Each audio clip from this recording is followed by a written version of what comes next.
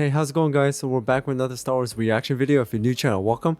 So we're going to be checking out another video, and this one is called Every Single TIE Fighter Type Variant Explained. Now, as always, credit and shout out goes to Red5 for creating this video, and if you guys haven't already, make sure to go check out his channel and see what kind of videos he has and what he has to offer, because so far his content has been phenomenal. I'm pretty sure I have like dozens of videos on my channel from him, and every single one of his videos I really enjoyed. So go check out his channel if you guys want to see the original videos without me on it, and also make sure to go give him like, comment, subscribe. Now, when it comes to TIE Fighter type variants, and I'm seeing the thumbnail right now, I know there are like standard TIE Fighters, the TIE Interceptors, TIE Bombers, and also the that looking TIE Fighter that was seen in Rebels. And I don't know if this counts, but there was another TIE Fighter in The Mandalorian, Moff Gideon's, but however his wings folded in a certain way. I don't know if that counts as a variant. But I'm really I'm really curious to see like what kind of TIE Fighter variants that Red5 is going to cover in this video. So without anything else, let's just jump into the video.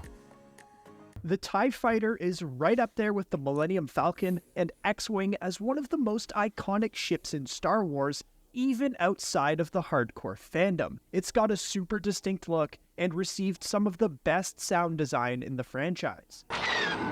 Yeah, I really like the engine sound. There are a ton of different TIE Fighter variants, some more specialized and others that are just plain ridiculous. Today we're attempting to cover them all. This is every single TIE Fighter type and variant explained.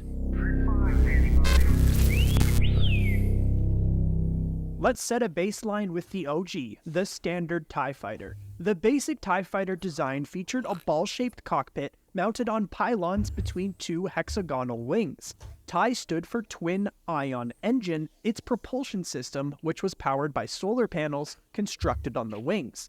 In order to reduce cost, mass, and energy consumption while improving maneuverability, the TIE Fighter lacked deflector shields. It also didn't have a hyperdrive, requiring it to land on a Star Destroyer to travel through light speed. Furthermore, it lacked an extended life support system, requiring TIE Fighter pilots to wear a portable one. The TIE Fighter's primary armament was a pair of laser cannons which fired green bolts. It was much more effective in space combat, and while capable of operating in a planetary atmosphere, it was at a distinct disadvantage versus other starfighters like the X-Wing. The basic TIE was favored for its low cost and versatility, not for its durability or effectiveness. The prototype so you're gonna TIE die fast. Was the first of the TIE line. The line itself was inspired by the Republic's V-Wing starfighter. The prototype TIE lacked structural reinforcement to allow for atmospheric flight, and appeared to have cannons mounted to the wings rather than the chin of the ball pod. The TIE Brute, or Heavy TIE Fighter, was equipped with life support and a pressure-controlled cockpit. It was distinguishable by its extra housing pod, which carried more powerful laser cannons. That was the one the in... TIE Bomber was a booming variant of the TIE line that became the main source of anti-emplacement air support. Star Destroyer captains also liked to send them out to weaken large targets like capital ships in space or buildings on the ground. The TIE Bomber had inclined wings, which maximized its speed and maneuverability while carrying a heavy payload. Unlike the other models in the TIE line, the Bomber had not one, but two central pods. A standard cockpit for the pilot, I still remember and that scene, man. It was crazy. Ordnance bay for the munitions, which could include concussion missiles and proton torpedoes. The TIE Shuttle looked fairly similar to the TIE Bomber, with inverted wings. There was also another version with the standard wings called the TIE Boarding Shuttle. This variant was designed to transport Imperial officers, plus a squad of stormtroopers between Imperial-class Star Destroyers. Captain Nita made his final voyage aboard one. Get a shuttle ready. I shall assume full responsibility for losing them, and apologize to Lord Vader. Before his execution by Darth Vader.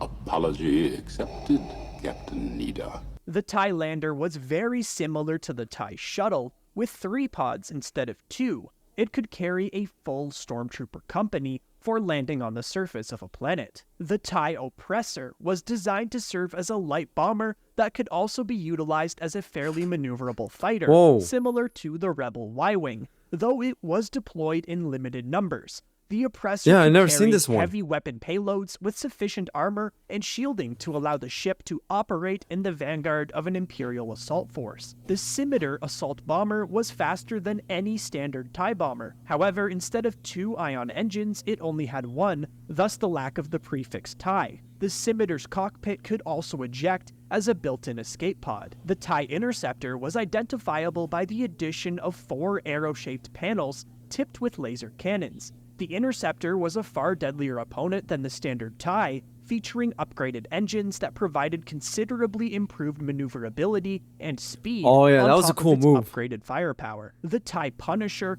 was a heavy bomber that carried 4 times the payload of a standard TIE bomber. Due to the value of delivering a successful God payload, damn. the TIE Punisher had a sturdier defense than any other TIE craft, including deflector shield systems to ensure delivery of the munitions. The TIE Striker was a streamlined variant designed for in-atmospheric missions, identifiable by its horizontal high-speed wings and large central pod. The Striker could also be used in space, but it was less ideal than other TIE models. The craft was useful for shifting supplies and personnel from orbit to a planet's surface, thanks to a larger central pod. The TIE Reaper was similar in design to the Striker, albeit much larger. It was primarily a troop dropship, designed for ferrying troops to flashpoints on a battlefield, such as the Death Troopers during the Battle of Scarif. The TIE Advanced V1 had S-foils which could fold inwards. It was also fitted with improved cannons and engines,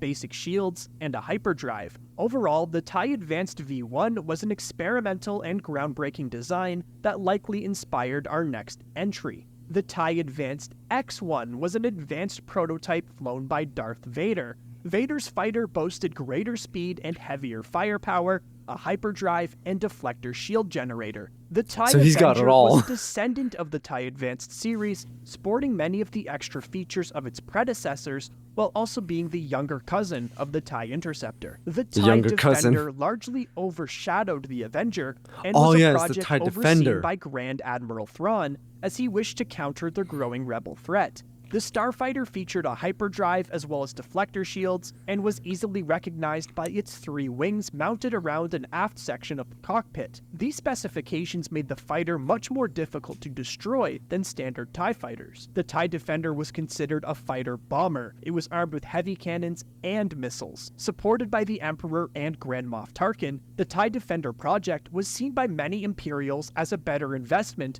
than Project Stardust or the Death Star because of the Defender's lower cost and the constant delays of Director Krennic. The project was abandoned when Lothal's fuel depot was destroyed in an effort to kill the Jedi Knight Kanan Jarrus. The TIE Defender Elite was an even faster and Damn. more durable There's an version of the Elite standard version? Defender. Sabine Wren speculated that it could outclass the Ghost in terms of speed. The TIE Phantom was a stealth starfighter that was a stark departure from the other starfighters of the TIE line, as its cockpit and wings formed a menacing arrowhead shape. The TIE Phantom's cloaking device and stealth systems were expensive and innovative. When it was activated, the fighter was completely hidden from sensors and eyesight, only leaving a shimmering distortion. A common tactic it used was decloaking, firing a barrage from its laser cannons, and recloaking again. Due to its extremely limited numbers, the TIE Phantom was assigned to the most trusted and experienced pilots, and remained designated as an experimental craft. The TIE Does Aggressor look cool, had an though. elongated hull with a turret operated by a gunner, and could also be outfitted with barrage missiles. As a fast attack and medium strike fighter, the TIE Aggressor was used against shipping and smuggling, and also acted as a patrol craft. Here's where we start to get really weird. The TIE Mauler was a light Imperial ground assault vehicle. I remember this in that total consisted of a Empire at TIE War game. cockpit between 2 smaller wings with triangular tank treads. As with its airborne brethren, the Mauler emphasized speed and maneuverability at the expense of the protection of armor and deflector shields. The TIE Crawler was a successor to the Mauler that resembled a TIE fighter cockpit suspended between two wingless tank treads. It could be used to climb up steep terrain. The TIE Fighter boat was an aquatic superiority vehicle designated to There's a operate boat? underwater, but was able to participate in surface assaults. We couldn't find any images for I this didn't- variant, yeah. but it appeared in this book. The Outland TIE Fighter was piloted by Moff Gideon in The Mandalorian Season Okay, 1. so it is The part of Outland it. TIE Fighter's wings folded when landing on a leveled surface, allowing for ease of access to the cockpit. The TIE Scout was a TIE that was equipped with a hyperdrive and was used for reconnaissance missions. The TIE Hunter was flown by Storm Commandos, which had a wing configuration roughly the reverse of a TIE Interceptor, with smaller and more angular wings. The Hunter was considered the fastest among the Imperial fleet, and its wings folded in a similar manner to an X-Wing fighter. The TIE Vanguard Oh, that's was cool. a short-range ship that featured several communications antennas attached to the ball. These were used to perform scouting and intelligence-gathering missions, often deployed by Star Destroyers to obtain information on enemy ships prior to full engagement. The wings also angled outwards at the top to avoid interfering with the various arrays. The TIE Sentinel was similar to the TIE Advanced with two added guns, one dual-target cannon on the back of the vessel and another dual-target gun at the chin of the fighter. The Lancet aerial artillery is the abomination you get when you combine a TIE fighter and a Lambda-class shuttle. Yeah, that's all. I was just Lancets were armed with a powerful proton beam That's cannon literally what I was angled thinking. for air-to-ground attacks. They were not designed for combat in space. The TIE Bizarro, what a name, had one wing and two pods. The port pod held the control systems, and the starboard pod had a turbo laser much heavier than the laser cannons equipped by any previous TIE. The TIE Big Gun had, you guessed it, bigger guns which were attached to the wings instead of the pod. The TIE Warhead was essentially a TIE Interceptor with the original cannons removed and replaced by a pair of warhead launchers. The TIE Dude, that's Bomb crazy. wasn't a starship at all, but rather a massive TIE-shaped cruise missile for destroying capital ships and space stations. The TIE Booster was attached with a large booster engine on the aft of the fighter and was therefore much faster. The TIE Raptor had four short fins protruding directly from the cockpit rather than larger wings. Although not as fast as a TIE Interceptor, it was as maneuverable as an A-Wing. Moving away from the Imperial TIEs, mining guilds were able to use their own TIE variants due to association with the Empire. The Mining Guild used these starfighters to patrol their territory to prevent theft of valuable materials and gases. Bro, dude, look they at that. featured a yellow color scheme I and don't had remember a notch this. of their wing cut out for improved visibility for the pilot. The TIE Predator was created by the Fel Empire a century after the Galactic Republic. It was an incredibly unique design, which had two backwards-pointing triangular wings attached to the eyeball-like cockpit. These wings could adjust to a variety of positions, aiding the starfighter's maneuverability. They also folded back fully for docking. TIE Autofighters were remote TIEs that didn't require a pilot. They had smaller, C-shaped wings. On to the First Order. Their standard TIE fighter was an upgraded version of its Imperial predecessor. Advancements included deflector shields, improved solar cells, and a reverse-facing cannon operated by a gunner. This is the ship that Poe Dameron and Finn flew when escaping in The Force Awakens. The First Order Yeah, I thought I also made remembered their it. own TIE bomber, which looked like a cross between the Imperial bomber and Interceptor, with its dual pods and wings angled outwards. The TIE Silencer was specifically crafted for use among the most elite members of the First Order, such as Kylo Ren. As such, the fighter was engineered for speed and handling. It incorporated the latest First Order military innovations, such as experimental stealth gear, meant to foil sensors and tracking. It featured a hyperdrive and a deflector shield generator. The TIE Whisper was basically the Oh, First okay, Order's so that TIE was his ship. Interceptor. Kylo Ren flew this in The Rise of Skywalker. As such, it had increased speed, range, and more firepower than a standard model. The TIE Dagger was flown by the Final Order, featuring triangular Dorito-like wings. Its cannons were located between the Dorito. larger wings and the smaller ones. The TIE Baron was a red model of First Order Interceptor, engineered to be precise and lethal. It's always the red. TIE Echelon is the ship parked at Galaxy's Edge in the Disney theme parks. It was said to carry up to 12 crew members, plus additional cargo. But that about does it for TIE Fighter variants. There were so many that we probably missed a couple, but if that's the case, I'm sure you'll let me know. Also, feel free to let me know which one is your favorite or least favorite. Which would you wish to pilot? Leave a comment down below. Also, check out our channel membership if you wish to support and help us make more Star Wars content. Come join us to chat more at our community Discord server, linked in the description. Alright, so that was every single TIE Fighter type variant explained, and I say Red 5, as always, he's done it again. I really enjoyed that video.